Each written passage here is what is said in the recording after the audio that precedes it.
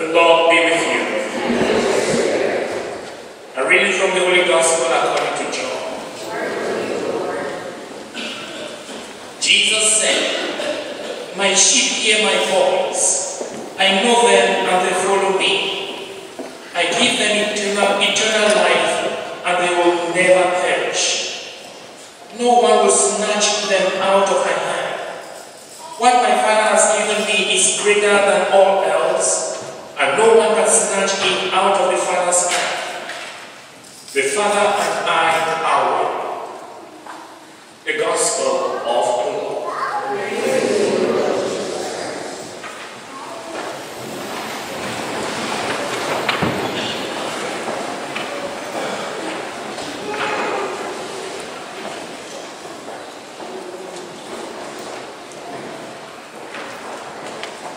When I was a small boy, growing up in my little village in Cameroon, my father had lots of goats,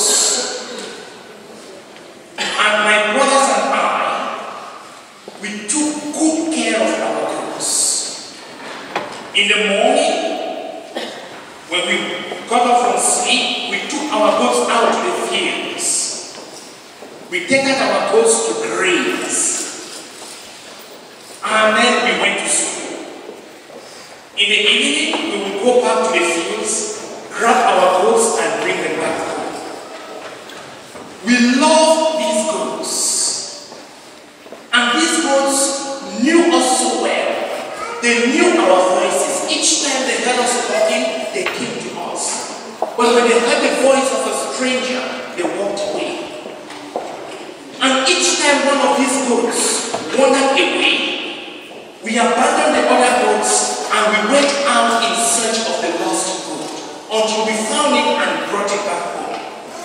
When I read the Gospel of today,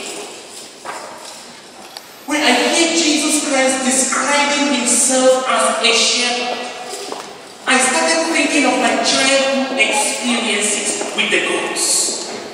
Today we hear Jesus Christ saying, "I am the shepherd. I know my sheep and my sheep know me. They listen to my voice and they follow me." The sheep that belong to Jesus Christ will not follow a stranger. They will not listen to the voice of a stranger because they do not recognize the voices of strangers. They will only follow the voice of Jesus because they recognize Jesus and they know that Jesus Christ is leading them to the wellsprings of salvation. They know that Jesus Christ will never ever mislead them. That is why they listen to his voice and they follow him. We are the sheep of Jesus Christ. Psalm 95 verse 7 says, "We are his people, the sheep of his flock." We belong to the sheepfold of Jesus Christ. And Jesus Christ is our good shepherd. His mission is to lead us to the wellsprings of salvation. His mission is to draw each and every one of us to come back to the Heavenly Father. Because when we sinned, we became disconnected from our Heavenly Father. We wandered away from God's love. But Jesus Christ came to draw us back to enter into the sheepfold of our Heavenly Father. That was his mission. And Jesus Christ did not only say it by word of mouth. He did not only say, "I am the good shepherd," but he acted it. Throughout his earthly ministry, he demonstrated that he was a good shepherd. He was there to care for the flock. He loved the flock. He protected his flock. He was ready to lay down his life for the love of his flock. That is why he says in John chapter 15 verse 13, "There is no greater love than to lay down one's life for one's friends." Jesus Christ loved his flock. That is why when he found somebody sick, he was ready to heal that person. That is why in Mark chapter 10 verse 46 to 51, he was able to restore sight to blind Bartimaeus. That is why in John's Gospel in chapter 5, he was able to restore good health to that man who was lying by the pool of Bethesda and was suffering from an infirmity for 38 good years. Jesus Christ was able to heal that man. That is why in Mark's Gospel, in chapter 5, Jesus Christ was able to heal that woman who suffered a hemorrhage for 12 good years. That is why in the same Mark chapter 5, Jesus was able to raise the daughter of Jairus who had died at home, because Jesus Christ loved his flock, because he wanted his flock to be happy. Dear friends, the mission of Jesus Christ is to give us the fullness of life. He says in John chapter 10 verse 10, I have come that you may have life and have it abundantly. As Jesus Christ is our good shepherd, we as his people, we are supposed to listen to his voice. Today so many people are walking away from the voice of Jesus. The more Jesus Christ calls us, the more we walk away from him. Today so many people are trying to live their lives without Jesus. Today so many people are trying to live their lives without any reference to the word of God, without any reference to the sacraments of the church. Today so many parents are raising their kids without God. When you do that, the results will be disastrous, because Jesus Christ must be the foundation on which your life is built. Today many people claim that they are successful in life because of their power, because of their strength, because they are so intelligent, because they are so smart. They don't see the hand of Jesus Christ leading them to success. They do not see the wonderful things that God is doing in their lives. That is why today in our societies and across the world, so many governments are trying to kick God out of the schools. We are trying to kick God out of our education systems. We are trying to kick God out of the daycares. Today they say no more playing or no more acting Christmas plays in the daycares. They do not want Bibles in our schools.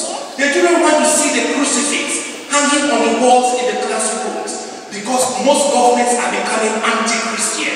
Most governments are becoming anti-God, and they want to push God out of the public squares.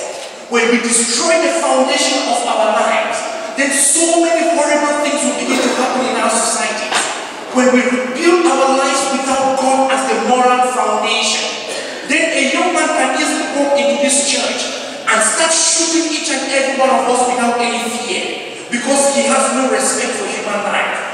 When we build our lives without God, a young man can walk into the mall and start killing innocent and unprotected people who have not offended him, who have done nothing wrong, because he is trying to raise his life, live his life without Jesus Christ. When we kick Jesus Christ out of our lives, a young man can come and throw a bomb here and shatter each and every one of us, because he has no respect for human life. He does not believe that we are children of the Most High God, that we are created in the image and in the likeness of God, and that God wants to protect life from conception to its natural death. Dear friends, as Jesus Christ is the good shepherd, we are good shepherds at different levels. No matter who you are called upon to be a good shepherd. Maybe you are a boss in your office. You are called upon to be a good shepherd. Be a good shepherd to your staff. Be a good shepherd the way you talk to your staff, the way you lead your staff, the way you advise your staff, the way you correct your staff. When a member of your staff does something stupid, don't bring down that person in the presence of the colleagues. Call that person to your office and talk to the person nicely. When you get frustrated at home because you had a fight with your wife or you had a fight with your husband, don't come to your office in the morning and take it on one of the staff, because you will kill their zeal. You will kill their passion to work in that company and lift that company to high heights. Today so many people take their disappointments from home, they take their troubles from home, they take their frustrations from home, and they bring it to the workplace and they make everybody miserable. If you do that, then you are not a good shepherd. If you are a parents, you are called upon to be good shepherds. You are called upon to be good shepherds in the way you lead your family.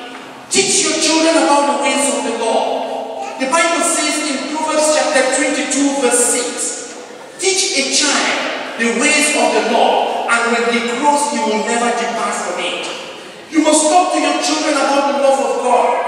You must talk to your children about prayer. Pray with your family. Pray before you go to bed at night. When you wake up, pray in the morning. Surrender your entire day into the hands of the Most High God. Pray for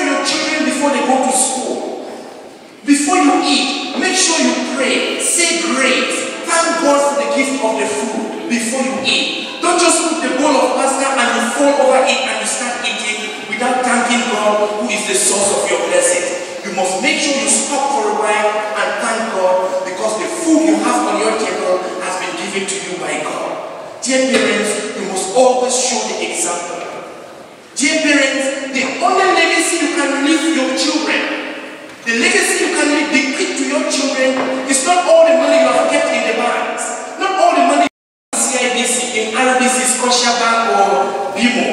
That is not the legacy you can bequeath to your children. It is not even your houses across the city, not even your cars. The legacy you have to bequeath to your children is the integrity of your character, your kindness, your goodness, your gentleness, your compassion, your love. That is what you have to bequeath to your children. That is the legacy you have to leave to your children. Parents, you must be leaders in your families, and you must lead your children virtuously. You must show the way for your children. You must do the things that you want your children to do.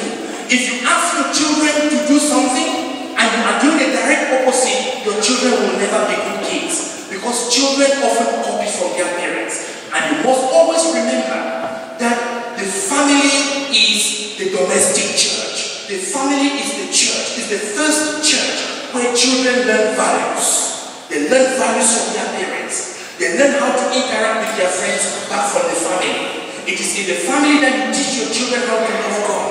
It is in the family that you teach your children how to respect their elders. It is in the family that you teach your children not to answer back, not to talk back, and not to challenge their elders. It is in the family that you teach respect to your kids. When you teach them this in the nuclear family, then they can go out to the outside world, and they will testify to what they have learned in the family. If you are a father and you are abusive to your wife, be very sure when your son gets married, you will be abusive to his wife. Because children copy what they see their parents doing. If you are a father and you like to run down your wife, you bring down their mother, you never say nice things to their mother, you are mean to their mom, your son will do the same when he eventually gets married. Because that is the only image of marriage that he has. That is what he has learned about marriage back from his father. If you are a father and you are lusting around with other women, be very sure that your son also will lust around with other women when he gets married. Because we often say, like father, like son. Look at the man called King David. King David was a man who loved women, and he took the wife of Uriah. Uriah was a soldier who had gone to fight in battle. And King David stayed back and took this man's wife called Bathsheba and committed adultery with this woman. And what happened? King David eventually had a son called King Solomon. And King Solomon became like his father, because King Solomon had 700 wives and 300 concubines. That is why we often say, like father, like son, like mother, like daughter. If you are a nagging wife, be sure that your daughter will become a nagging wife when she eventually gets married. If you have no respect for your husband, your daughter will do the same when she gets married. If you are the kind of woman that drags her husband around like a dog, because you have a better paycheck, because you have a good job, because you are a senior manager in your company, you want to drag your husband around like a dog. Your daughter is watching it. She's watching mom dragging her dad around like a dog. When she gets married, she will also drag her husband around like a dog. And you know no man wants to be dragged around like a dog. When you drag a man too much like a dog, he gets tired, he gets frustrated, he gets disappointed, and he will abandon that marriage. And when he leaves that marriage, you will find yourself all alone, and in the cold of Canada, you'll be crying and saying, "Tell me, how am I supposed to live without you?" Tears will be running down your cheeks. You will spend your days in loneliness because you have been dragging your man around like a dog. So dear friends, as we celebrate this Holy Eucharist, let us ask Jesus Christ to make each and every one of us good shepherds. Let us be ready to follow Jesus Christ by being true disciples. Let us be true disciples of Jesus Christ in the way we talk, in the way we act. Let us make our lives the only Bible that people can read. In Jesus' name, amen.